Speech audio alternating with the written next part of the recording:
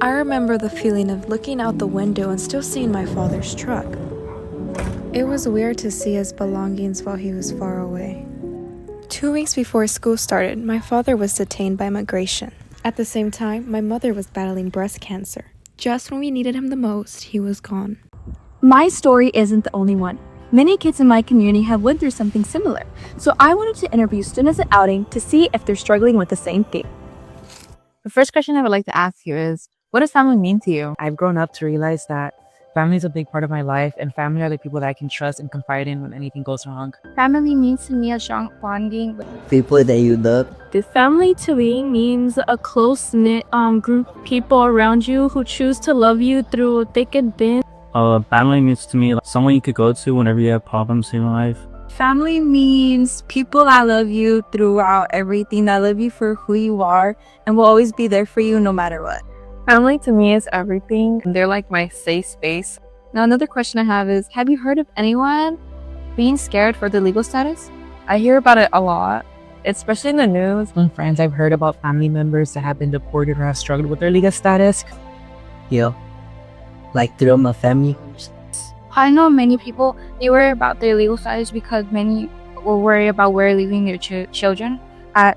They are very young. It is really tragic because there's still violence to their country and they don't know if they're going to get killed or they're neither. I do. I know some people close to me who worry about getting sent back, and it really upsets me because I care about them so much, and I know it would affect all of us deeply. Actually, my dad. My dad's a landscaper. For us, it's very scary, every day having for him to be at risk, especially since he has a company truck. He's like a target. And it really scares me, really darkly affects me because my dad is my everything. Thank you so much for being brave and sharing that to me. And I can just imagine how every day you just have that in the back of your head, what was something would happen. And it's like, it really shows that we really don't have secure safety where we are now. And it affects our everyday lives. So thank you so much for sharing me. I also wanted to ask, how does that make you feel? It just makes me feel worried all the time. Like, even if he's like a little bit late, I'm worried about where he is and everything. And it's unfair. My father is such a good man. It makes me feel sad for a lot of people, and it makes me worried. There's a lot of people who I've seen who aren't confident in the environment they live in. They don't feel as if their immigration status defines if they can feel safe in this country or not. But they shouldn't be worried about what their immigration status is, but what they can provide to the country. People should have the opportunity to be here, and knowing that they can't have the equal opportunities like me, it makes me feel like I need to make a change and I have to be the voice for them. I feel like this whole situation makes me feel really sad because at the end of the day, we all are human.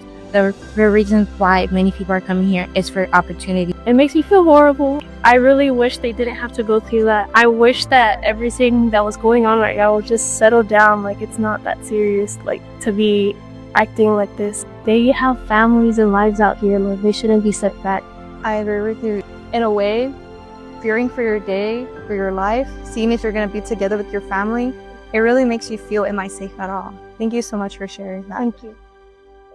My team had the privilege to interview one of the most greatest groups of students within outing. During this process, it made me realize that my feeling of unsafety isn't foreign.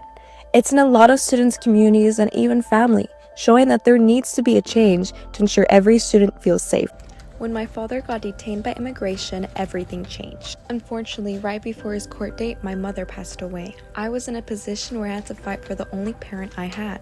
But in the time of need, I didn't break down. I did what I had to do to defend him. So he's here today to explain. How do you remember being taken into apprehension by the ICE agents? It was on my way to work when I saw the red and blue light through my rearview mirror. I was confused because it didn't look like a police car. Instead, it was a regular car. They were very aggressive when they demanded me to get off my car. They did not look like regular police officers, and their behavior was different.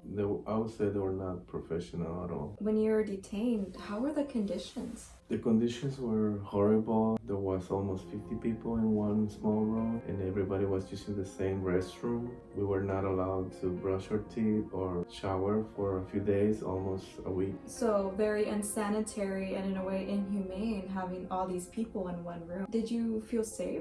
No, I did not feel safe, not only because of the amount of people in one room, but also we didn't know what to expect from the officers. We didn't know where they were going to take us. They said they were going to translate us to a different facility, and they put handcuffs on our wrists and our ankles. Like a criminal. What was the likelihood of someone in this detention center being deported?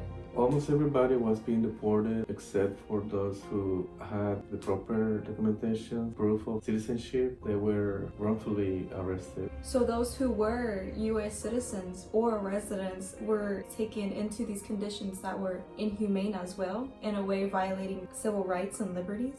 How did this make you feel on your deciding court date? I felt like my chances of not being deported were very low. On other cases with immigration officers have ripped off work permits. I didn't know what to expect. From my perspective, on your court date, I was very worried because when I was taken into the lawyer's office, they told me right away that the chances of you winning your case was 25%. They said something that stuck to me in the sense of like, the judges are gonna say what makes you different, because in their mind, it doesn't matter if it's ruining families, because a lot of other kids are having their parents deported, so that made me very worried. If you have any advice for anyone who is detained or is scared of being detained, what would you say? I would say to get legal advice. It is very important to have someone that represents you, a professional that knows the immigration laws. We all have civil rights, we all have rights in this country. Even though if we are undocumented people, we still have rights. Thank you so much for sharing this. I'm so glad to have you. I love you. Thank you, baby. I love you too. Many families suffer with the uncertainty for their safety. With our voices, we can inspire real change because every student deserves a family.